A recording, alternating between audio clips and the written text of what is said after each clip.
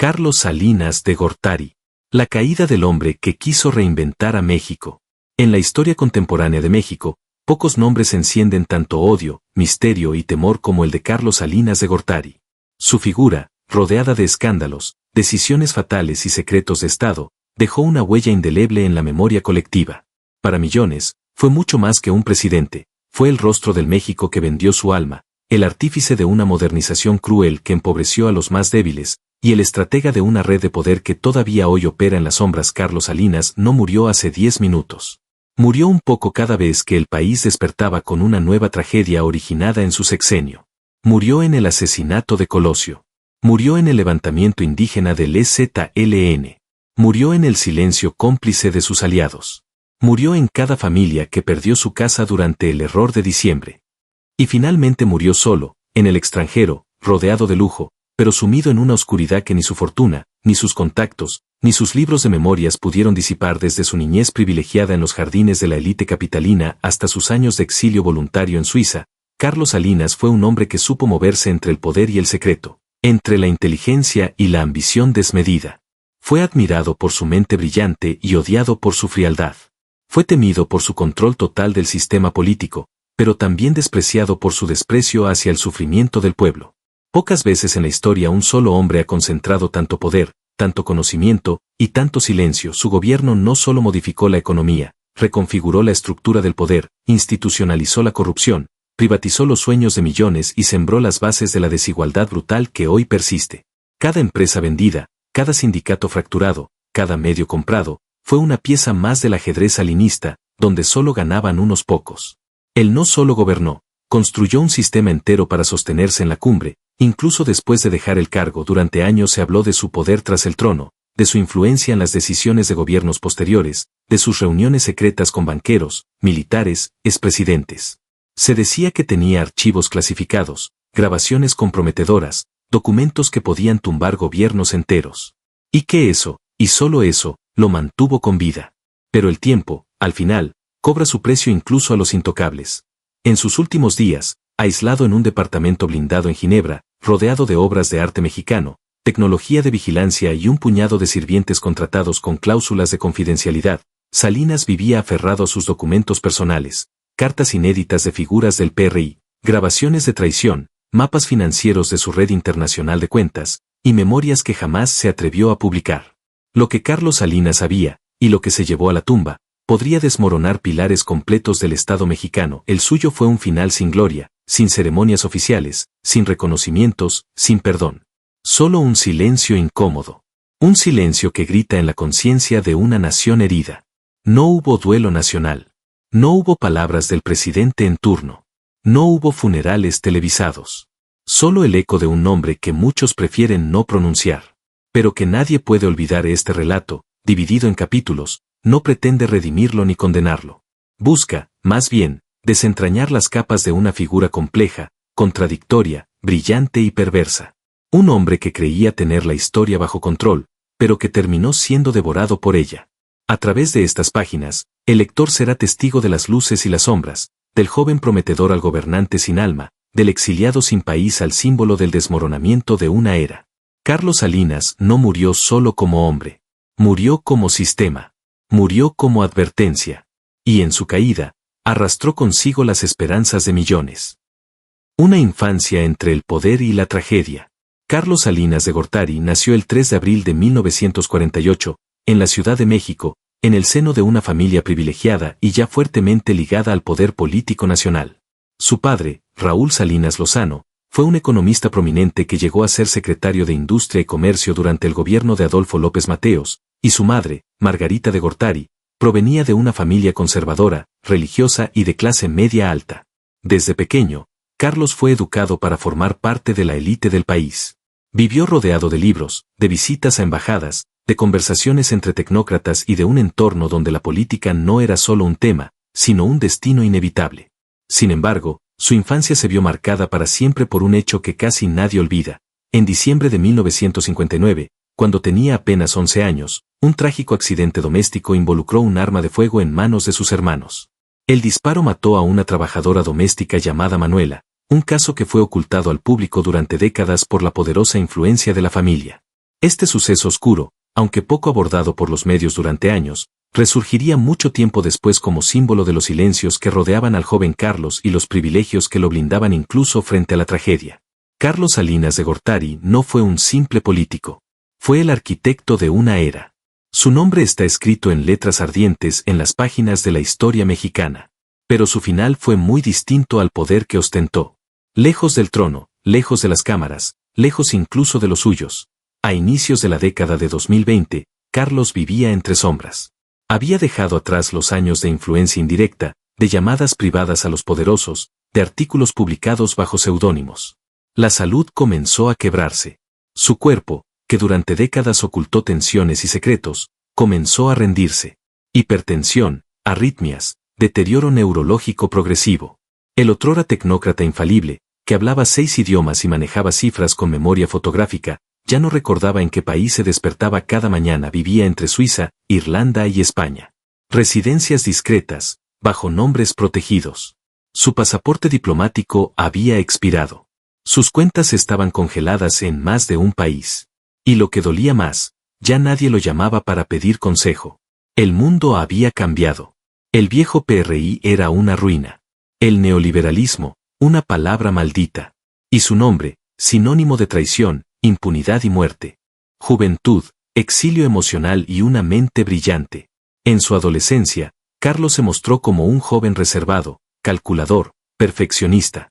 Estudió en los colegios más exclusivos del país, y ya desde sus años de preparatoria evidenciaba un pensamiento estructurado, ambicioso, obsesionado con el orden y la eficiencia. No era un joven carismático, sino cerebral, a veces distante, incluso con sus amigos. Ingresó a la Facultad de Economía de la UNAM, donde rápidamente destacó por su brillantez académica, pero también por su frialdad emocional. Su visión del país era técnica, impersonal, basada en estadísticas y modelos.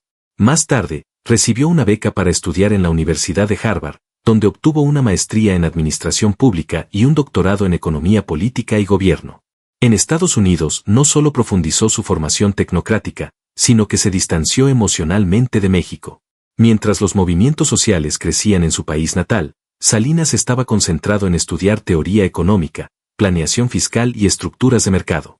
Su tesis doctoral, titulada Política, Poder y Pobreza, reflejaba ya su visión: transformar el país desde arriba, con cifras y estrategias de mercado, sin tocar el sistema político autoritario que lo había formado. En su adolescencia, Carlos se mostró como un joven reservado, calculador, perfeccionista. Estudió en los colegios más exclusivos del país, y ya desde sus años de preparatoria evidenciaba un pensamiento estructurado, ambicioso, obsesionado con el orden y la eficiencia. No era un joven carismático, sino cerebral, a veces distante, incluso con sus amigos. Ingresó a la Facultad de Economía de la UNAM, donde rápidamente destacó por su brillantez académica, pero también por su frialdad emocional. Su visión del país era técnica, impersonal, basada en estadísticas y modelos. Más tarde, recibió una beca para estudiar en la Universidad de Harvard, donde obtuvo una maestría en Administración Pública y un doctorado en Economía Política y Gobierno.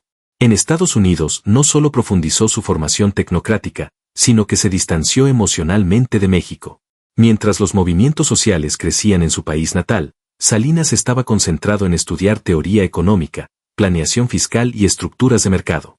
Su tesis doctoral, titulada Política, Poder y Pobreza, reflejaba ya su visión: transformar el país desde arriba, con cifras y estrategias de mercado, sin tocar el sistema político autoritario que lo había formado.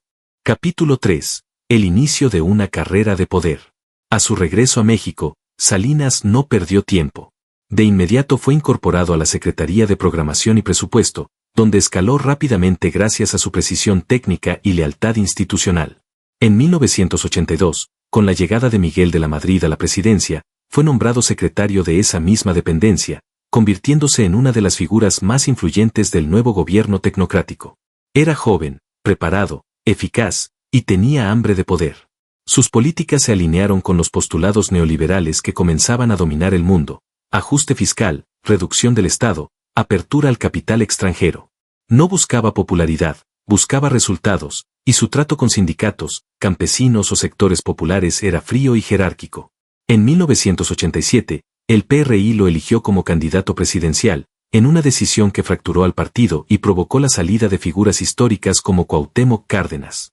La elección de 1988 fue uno de los momentos más polémicos de la historia del país. La famosa caída del sistema durante el conteo de votos desató sospechas de fraude masivo.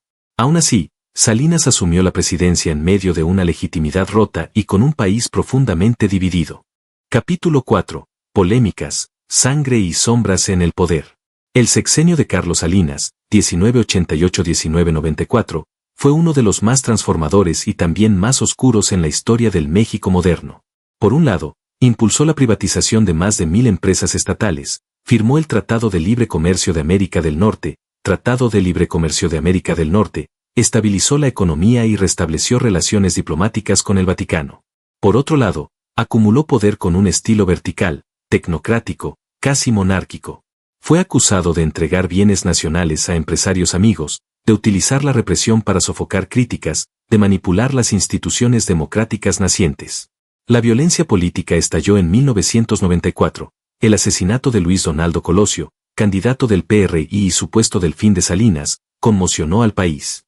Poco después, otro crimen, el de José Francisco Ruiz Massieu, su excuñado y secretario general del partido. Las sospechas de complicidad, encubrimiento o incluso autoría intelectual rodearon a su gobierno.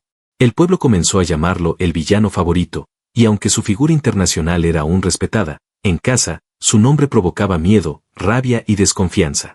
Al dejar el poder, intentó mantener una imagen de estadista, pero el gobierno de Ernesto Zedillo lo señaló como uno de los responsables de la crisis económica de diciembre de 1994.